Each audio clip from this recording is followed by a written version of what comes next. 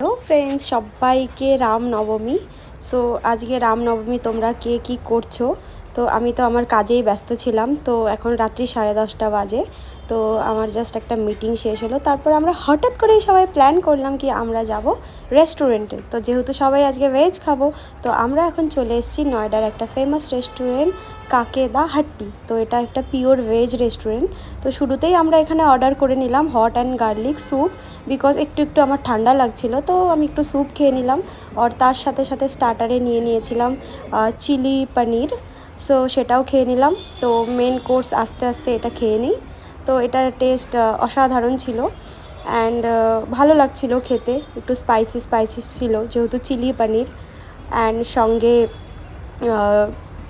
একটু কোল্ড ড্রিঙ্কসও খেয়ে নিলাম। আর সাথে এখন আমাদের মেন কোর্সে চলে এসছে বাটার মশালা পনির অ্যান্ড রুটি অ্যান্ড সঙ্গে পনির পোলাও। তো এটারও টেস্ট অসাধারণ সুন্দর ছিল, তো খুবই ভালো লাগছিল।